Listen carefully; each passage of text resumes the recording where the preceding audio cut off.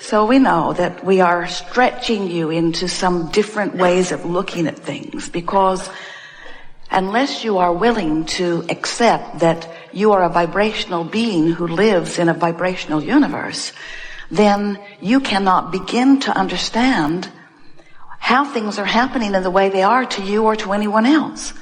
In other words, until you make the conscious association between the source energy part of you and the part of you who is here focused in your physical body, you have no real guidance. You can't begin to consistently move in the direction of that which you are becoming. Most physical beings, almost as soon as they are born, begin monitoring their behavior and measuring it against the results that they get from other humans. So if you behave in a way that pleases the humans who are near you, they smile and they reward you with words and behavior. But if you displease them, you know that right away too, because they frown and they withhold and they punish. And so without meaning to, you've been trained away from your guidance system by well-meaning others who are doing something that is virtually impossible. They're attempting to sort out all manner of manifestation and put it into piles of good and not so good and less good and really less good and terrible. They've sorted out these piles and then they join together in groups as they try to protect their piles. It's such an interesting thing, the limitation of these piles. And what we're encouraging you to do is, rather than trying to join the group with the loudest voice or even the group with the strongest influence on you for whatever reason, we're encouraging you to try to let go of the influence that others have set upon you while you reach for the influence of the source within you. We want you to realize that you were source energy before you came forth into this physical body. And a part of who you eternally are is focused now here in this body. So here you are, just like you knew you would be, sifting and sorting and expanding, coming to constant new conclusions about what would be better, how the world would be better, how government would be better, how your community would be better, how your body would feel better, how your personal circumstances would be better, how this relationship would be better, how that situation would be better, all day, every day, launching those rockets. And what we want you to know is that each time you offer one of those requests, it is pure to us. In other words, we stand in your vortex receiving your request. Your inner being becomes the vibrational equivalent of each and every request that you set forth.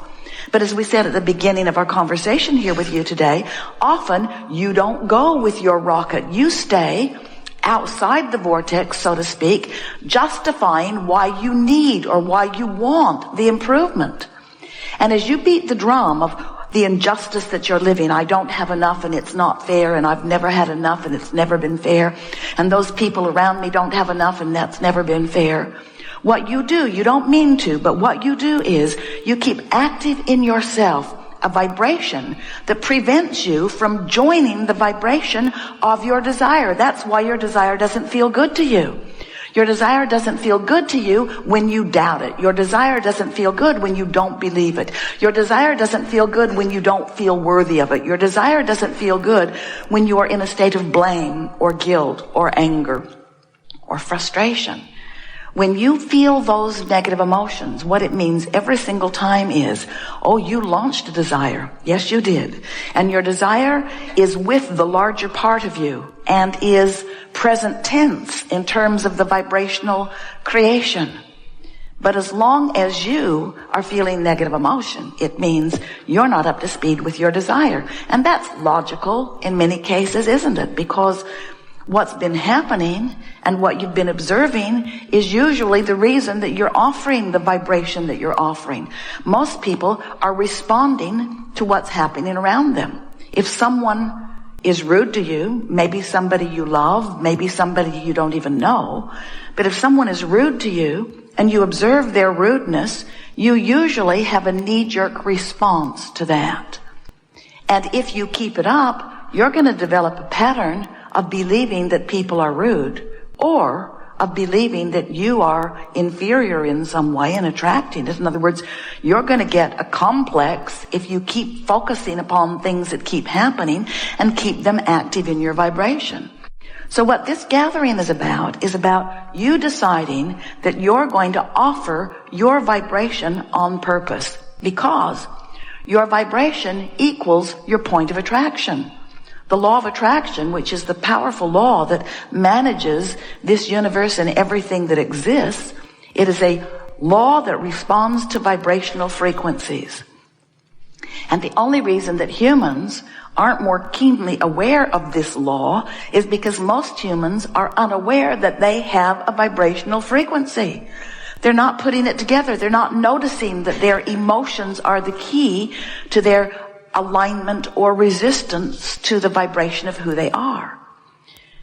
But once you begin to accept or even consider the idea that you are source energy, a part of which has come forth into this body, and that the larger part of you still remains non-physically focused, still offering this powerful vibration, and that when you, in your physical body, launch a rocket of desire, that your inner being becomes immediately the vibrational equivalent of that new expanded beingness, and that then your relationship in your physical body to this new expansion has shifted a little bit. In other words, you really owe it to yourself to keep up with your own expansion. And when you do, life is so good. You get an idea and it feels foreign at first, but then you ponder it and you consider it and you make it more familiar. You practice it, you visualize it, you bring yourself little by little into alignment with it. And when you do, when there's no resistance offered within you, when the vibration between what you want and what you're thinking here and now are the same vibration, it manifests all over the place for you. In other words, you just can't keep from manifesting what you believe. What you believe and what you expect are manifesting all around you as evidence of what you believe and what you expect. But humans don't tell the story that way usually. They don't say, I get what I think about.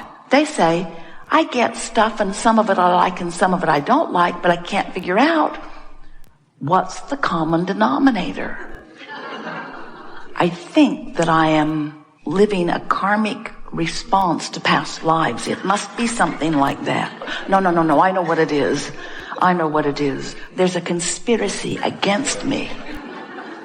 I think it's the government. No, I know what it is. I was born into the wrong religion and I'm being punished for that.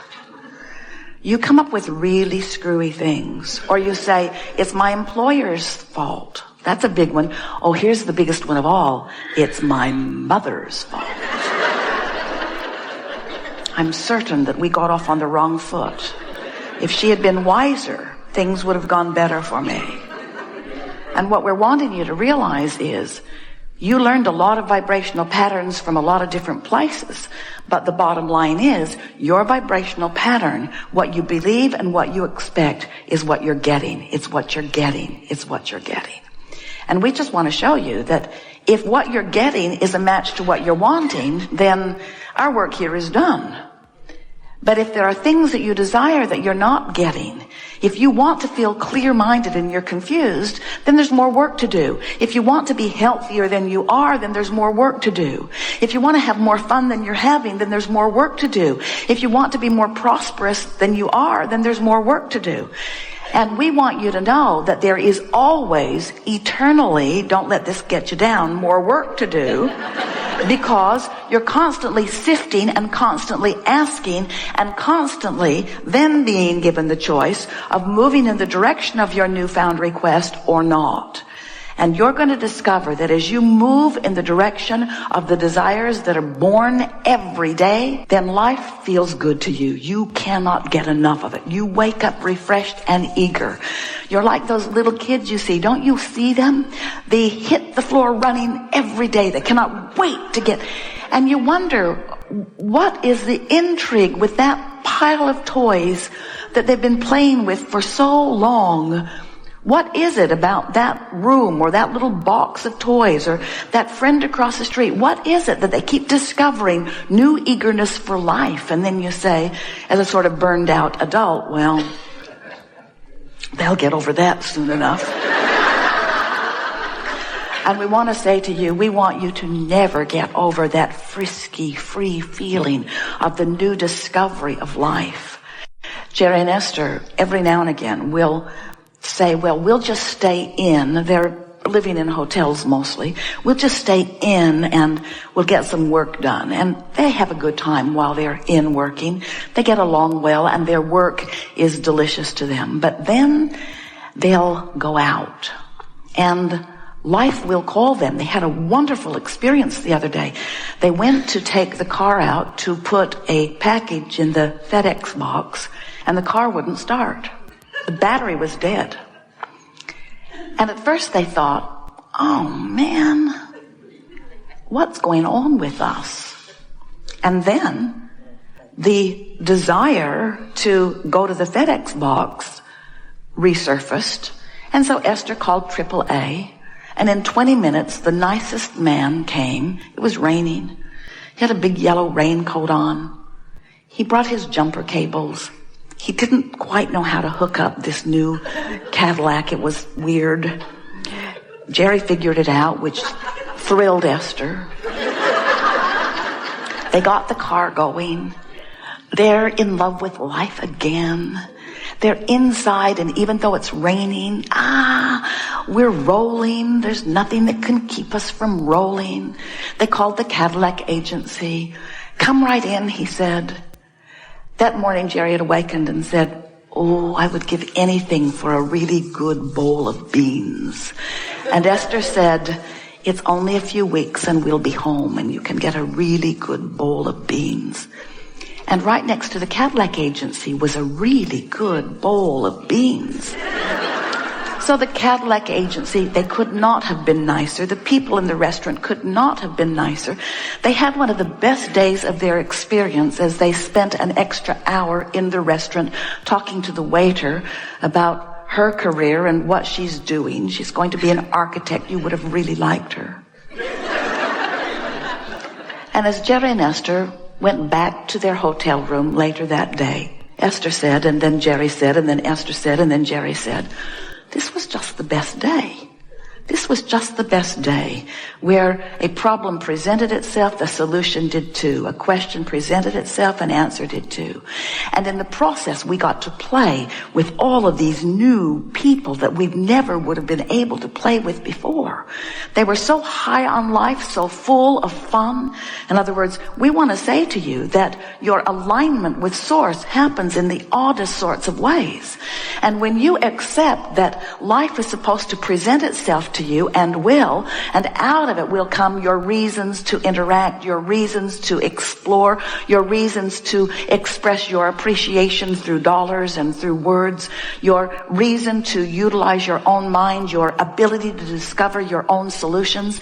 In other words, what is life if it is not a constant unfolding? As we speak to you about this day, and we know you have days like this, and you know what we're talking about, where unexpected, wonderful things turn up in all kinds of unexpected and wonderful places. We want you to understand that there's a vortex full of circumstances and events and unfoldings that as they happen, they are leading you to exactly who you are and what you want. We want you to know that things are always working out for you through the path of the least resistance that you've got going on. Things are always working out for you. Even a dead battery was Jerry's path to beans.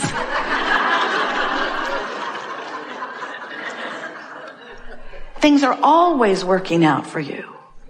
It was Jerry and Esther's path to the inspiring of a young woman who moved from Texas all the way to New York, didn't like it, moved back to Philadelphia, just looking, just trying to find her place, just trying to discover who she is. Who knew she would discover who she is while Jerry's discovering beans? You see what we're getting at? In other words, cooperative components being gathered together in a dance that is full of fun and adventure. That's what you're all about.